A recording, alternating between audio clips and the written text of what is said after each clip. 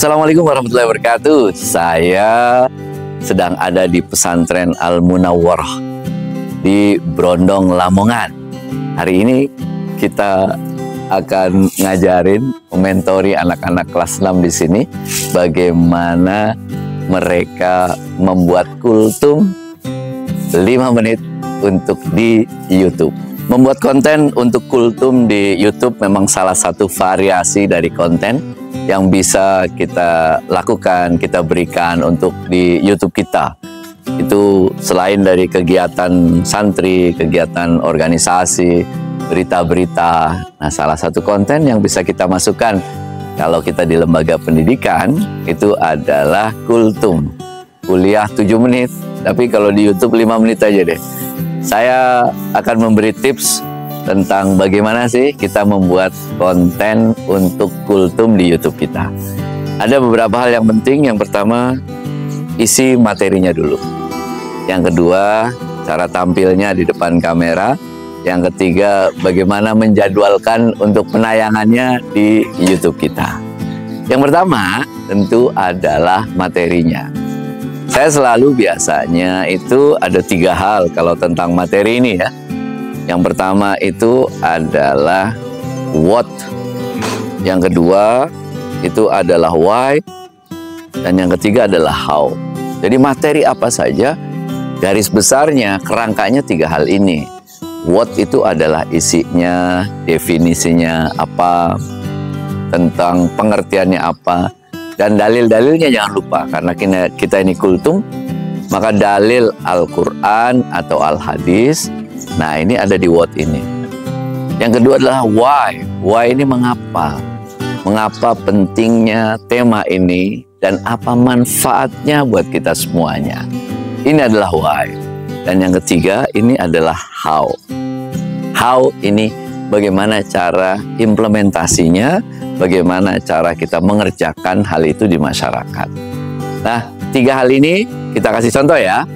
Yang pertama itu adalah misalnya materinya tentang sabar. Sabar itu what-nya apa? Sabar itu apa sih? Pengertian sabar menurut para ulama, menurut para tokoh-tokoh, definisinya apa? Nah, jangan lupa, menurut Quran, menurut hadis, definisi sabar itu apa? What? Yang kedua, why. Mengapa sih kita harus bersabar? Apa alasannya mengapa kita harus bersabar? Dan apa manfaatnya? Lalu yang ketiga itu adalah how. Bagaimana caranya kita ini untuk menerapkan sabar dalam kehidupan kita. Kalau kita sudah 3 hal ini, maka akan mudah. Orang akan mudah. Yang how ini biasanya saya bagi lagi itu menjadi poin-poin.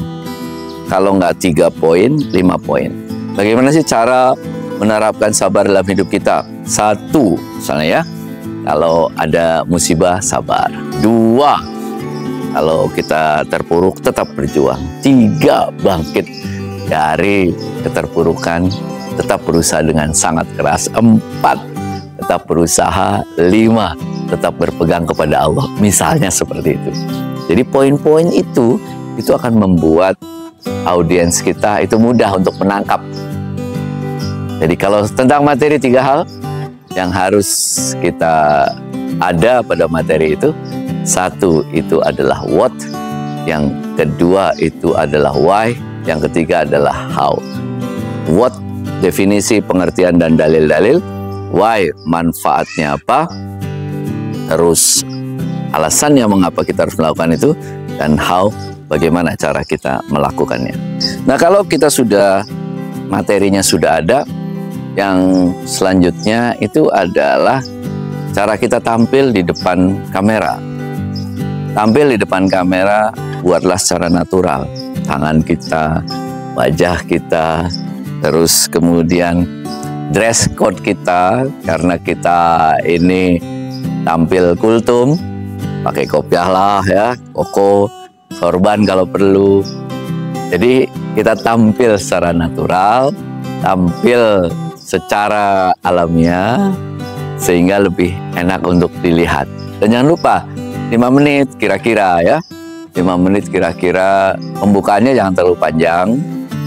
Lalu kemudian materinya. Nah, 5 menit kita paskan waktunya. Kalau kuliah panjang-panjang ya boleh, tapi biasanya itu kalau terlalu lama akan membosankan.